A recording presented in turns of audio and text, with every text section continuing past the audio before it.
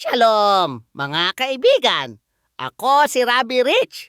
Ngayon, tignan natin ang isang makapangyarihang katotohanan mula sa 1 Korinto Kabanata 1, versikulo 30 at 31.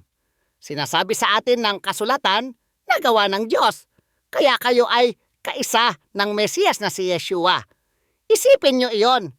Wala sa atin ang nagkaroon ng pananampalataya kay Jesus sa sarili nating kakayahan. Tayo ay na kay Kristo dahil ang Diyos mismo ang tumawag sa atin tungo sa Kanya.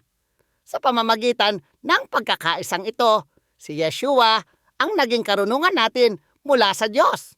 Siya ang ating katuwiran, ating kabanalan, at ating katubusan.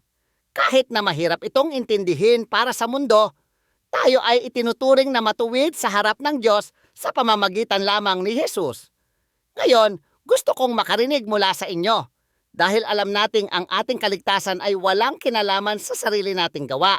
Ano ang isang paraan na binago ng pag-ibig at awa ng Diyos ang buhay mo ngayong linggo? Mangyaring ibahagi ang inyong kwento sa comment section sa ibaba. Gustong-gusto ko silang mabasa. Balik tayo sa salita. Dahil ang ating katayuan sa harap ng Diyos ay purong gawa niya at hindi sa atin. Walang puwang para tayo ay magmalaki. Gaya ng sinasabi sa Tanak, ang sinumang gustong magmalaki, magmalaki tungkol kay Adonai.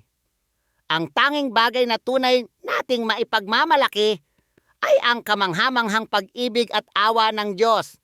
Kapag tayo ay nagmamalaki sa Panginoon, ipinapakita natin sa mundo na ang Kanyang kapangyarihan at hindi ang sarili nating pagsisikap ang nagpapabago ng buhay.